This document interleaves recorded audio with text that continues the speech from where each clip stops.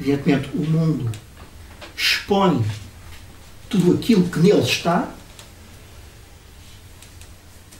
seres vivos e não vivos, se quiser, mas também se expõe por essa exposição do que nele está. E, portanto, essa é a única relação possível de exposição e a única duplicidade possível da exposição no mundo.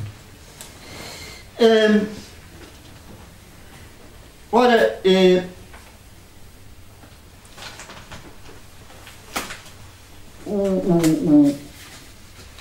o livrinho que eu traduzi, que é uma obra também de circunstância, de certa forma, na medida em que é escrito algum tempo depois, muito pouco tempo depois do acidente, a palavra acidente aqui precisava de ser discutida, evidentemente, mas do acidente de Fukushima, é precisamente um livro que põe claramente esta questão da exposição no mundo e da exposição do mundo. Nesse sentido, parece-me um livro sintético do próprio percurso da reflexão de Nancy sobre esta ligação entre política e ontologia, que enfim, que vos dei aqui alguns aspectos.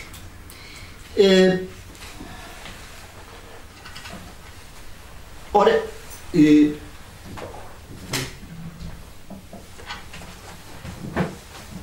se há uma coisa que determina o mundo em que nós vivemos, é uma espécie de cálculo do incalculável, que é, evidentemente, um movimento omnipresente. Este cálculo do incalculável. Esta expressão que é do Nancy. O que é um cálculo do incalculável?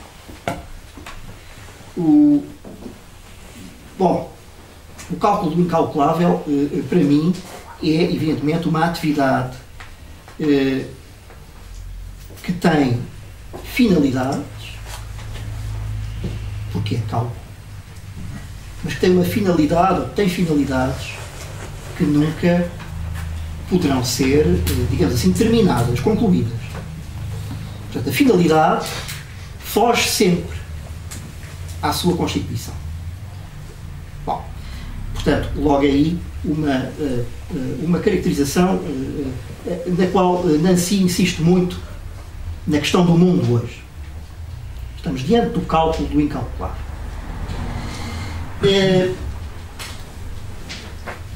E a política, evidentemente, é convocada a esse cálculo do incalculável. Sabemos muito bem que, evidentemente, aqui o cálculo do incalculável poderia designar muitas outras atividades das sociedades contemporâneas. Atividade financeira. É, desde logo, aquela que parece oferecer-se muito claramente para esse papel. Mas não só. A própria tecnociência, o próprio complexo da tecnociência contemporânea é, evidentemente, uma figura maior desse cálculo do incalculável. Bom,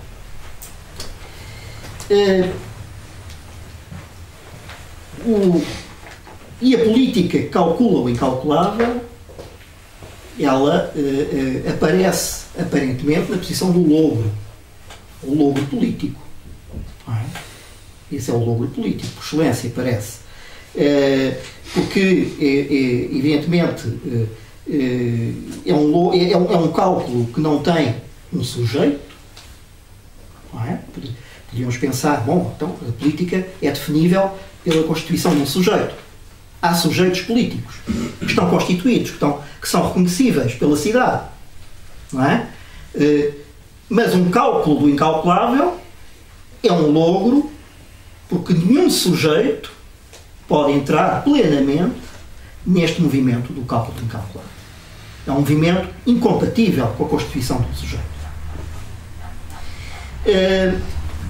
Bom, Portanto, um logro sem sujeito, mas um logro, em todo o caso, eficaz para agregar sujeitos.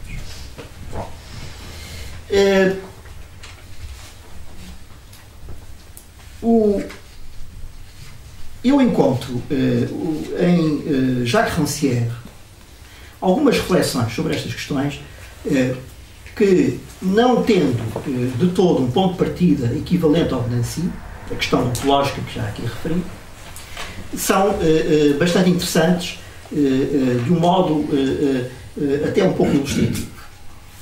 A certa altura, em alguns textos, Rancière toca precisamente esta questão do sujeito político. Bom, o que é um sujeito político? Como é que se constitui um sujeito político? Como é que ele se legitima? Como é que ele é legitimado? Qual é a fonte da sua legitimidade política? E Rancière, evidentemente, evoca Platão e refere duas passagens no texto platónico, nas leis e na República, em que são descritos os vários procedimentos para, digamos assim, para a escolha do governante, daquele que governa, da atividade. A governança, como hoje está na moda dizer. A governança é uma palavra extremamente significativa sobre o que está a acontecer à dita democracia. Bom, e como calculam, dos sete processos para determinar quem é o governante, há aqueles que são expectáveis, a força, não é? O nascimento e o saber, com variações. São as várias legitimidades possíveis. Mas há uma sétima possibilidade, que é as sortes. As sortes, pura e simplesmente. Portanto, tirar à sorte. Quem governa? Tira-se à sorte, evidentemente. A democracia, diz Platão, o inimigo, supostamente, e em diversas dimensões, claramente, que é o inimigo da democracia, mas Platão diz claramente que a sorte, o acaso, é algo inerente à possibilidade democrática. Bom, esta inerência à possibilidade democrática parece-me extremamente interessante, porque ela é reveladora precisamente do facto da democracia ser incompatível com a constituição de uma arquê, de um ponto inicial que é simultaneamente um comando. Esta ligação entre o movimento de arranque, de início, e a ordem, o comando, a organização social. Portanto, a democracia é algo que não passa e que, pelo contrário, erradica o problema da arquê. O problema da origem eficaz do movimento social. O movimento social não comporta, na sociedade democrática, uma origem eficaz.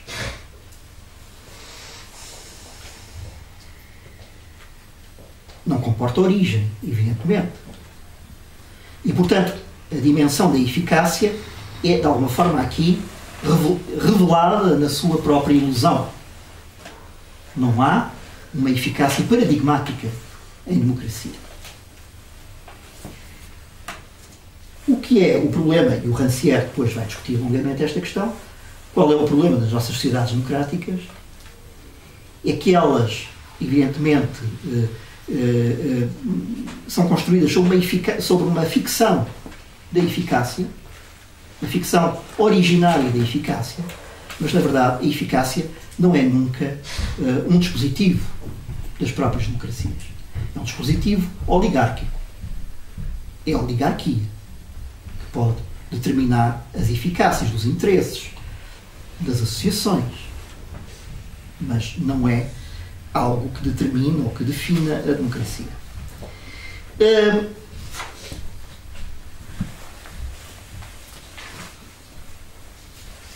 A finalidade, a questão do fim, das finalidades, é um outro tópico que me parece essencial em Nancy.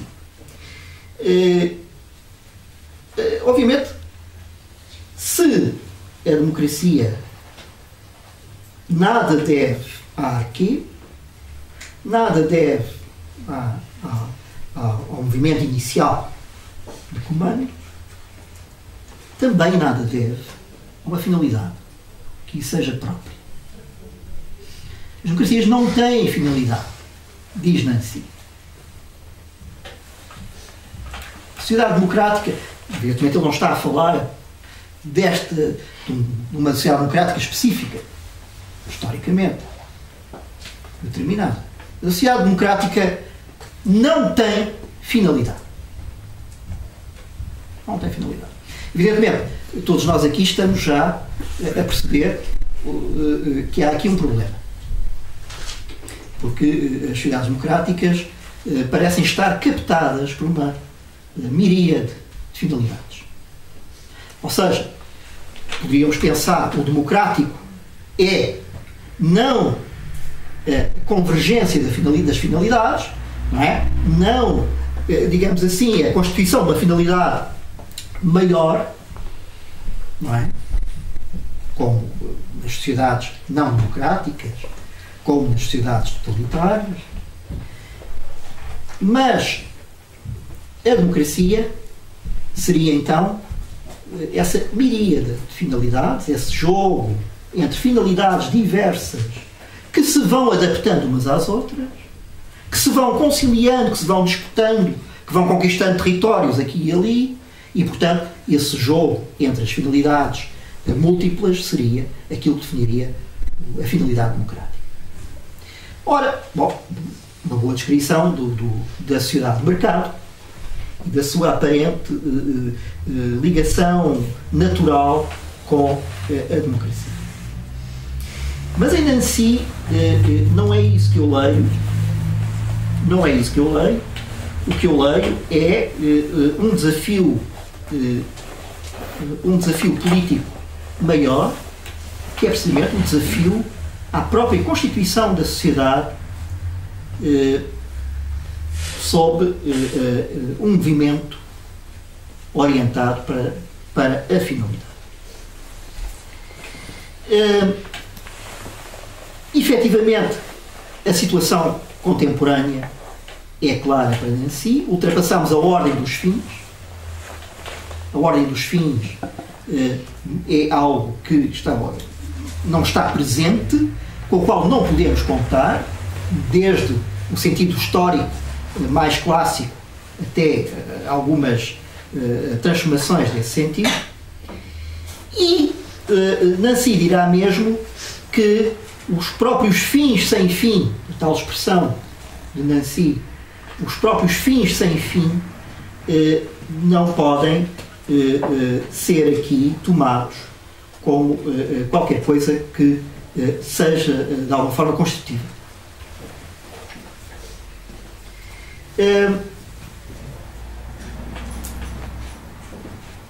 Há um pensamento do movimento em Nancy, e é um pensamento do movimento que tem a ver precisamente com esta questão. Aquilo que se move está desde logo sempre em movimento. O movimento não pode ser tomado ele mesmo como qualquer coisa que tem um ponto de partida, uma origem específica, etc. E há aqui também uma outra dimensão fundamental, que é a leitura que Nancy faz do cristianismo. E precisamente do movimento que o cristianismo é. Bom, qual é o movimento do cristianismo? O movimento do cristianismo é um movimento do Ocidente, diz Nancy. O cristianismo é o Ocidente e é o Ocidente enquanto movimento.